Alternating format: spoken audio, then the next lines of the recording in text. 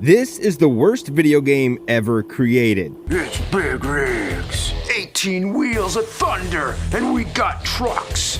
Yeah, trucks, big rigs. And if rubbing sandpaper in your eyes while sitting on a chair made of broken glass sounds like fun, I left a link in the description where you can go and download it and play it for yourself. And trust me, your disappointment will be profound. But before we get to this game, let's look at some other games that were also downright horrifying. The first game on this list was so bad that it massively contributed to the video game crash of 1983. And if you'd like to know more about that, then look out for the next video on my channel.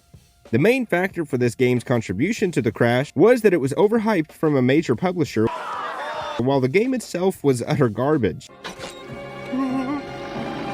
If it had been a small up-and-coming game publisher, it probably wouldn't have had the same effect.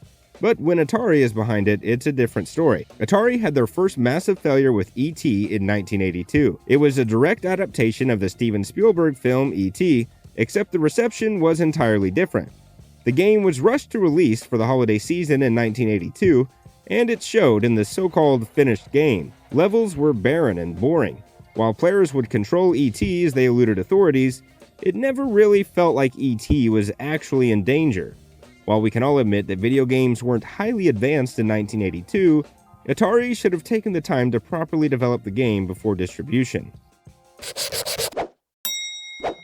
If you watched my last video, you probably noticed a trend that adaptations from TVs or movies are rarely translated well to video games, even when they are developed by AAA publishers. Ride to Hell Retribution is another game that falls into this category. But before I give away what this game was based on, let's see if you can guess it in the comments below. Released in 2013, the game begins with a cutscene of a man riding a motorcycle. Then suddenly you're thrown onto a wooden platform with a turret and apparent enemies surrounding you. After you eliminate your enemies, it throws you back into some cutscenes of riding motorcycles and fighting. Although you immediately feel like this game may actually have a great variety of content, it's very short-lived as you realize that the entire game is broken. To name a few of the many flaws, this game has terrible driving controls, loose gunplay, repulsive character models, and many more glitches. Weapons may randomly disappear, your console may freeze up, and the text of the cutscenes are littered with spelling errors. Honestly, it's a shame that the game version of Sons of Anarchy wasn't a polished game, as it could have been huge. With the right storyline and gameplay mechanics, it could have been a staple in the RPG open world gaming space.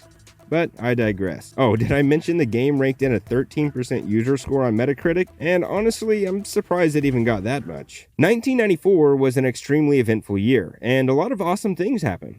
Jeff Bezos founded Amazon, The Lion King was released, Friends premiered on TV, and yours truly was born. However, some terrible events took place as well. We lost an incredible musician in Kurt Cobain, the World Series was cancelled, and the game Shaq Fu was unfortunately released. Now at the time, Shaq was massive in both stature and notoriety, so creating a video game based around his namesake isn't the worst idea. However, maybe make it somewhat relatable to what he's known for?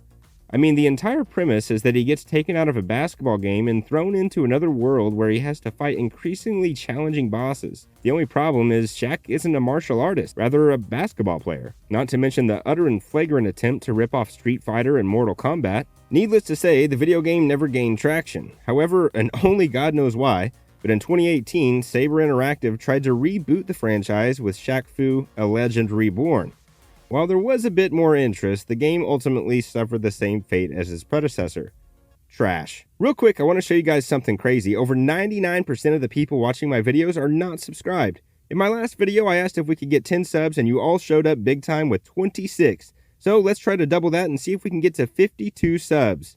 I truly appreciate each and every one of you. At number 2 on the list, we have a game that I'm sure is still fresh in most of our memories. Released just last year, Lord of the Rings Gollum quickly became known as the worst game of the year for 2023. The stealth platformer game was riddled with bugs, glitches, and had extremely poor graphics for its age of video games. Not to mention the antiquated controls and boring missions. Just take a look at these stats for the game and tell me what you notice. 3 active players for a game that was released less than a year ago?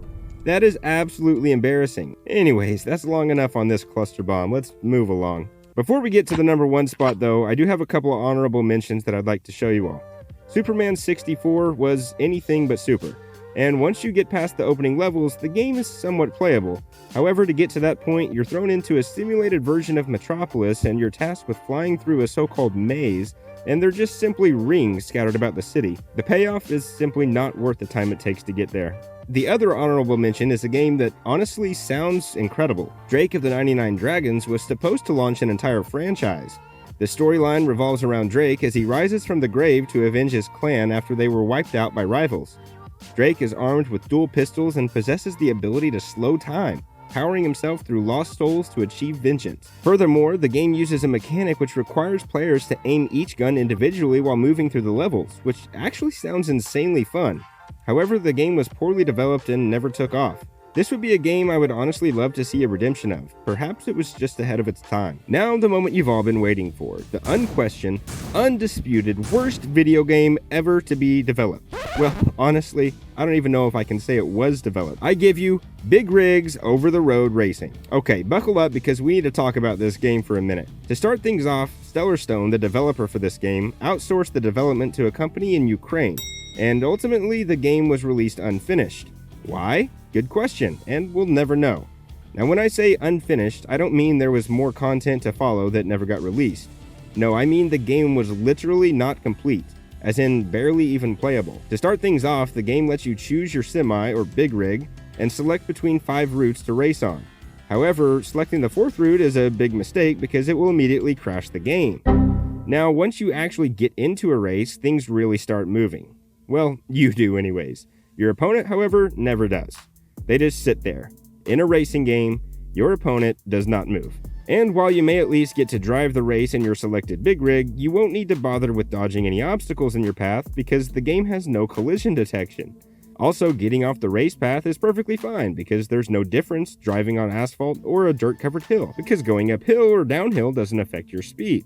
But let's not count it all out, because when you're finally able to beat your immobile opponent and cross that finish line, you're met with the most glorious display badge claiming your winner.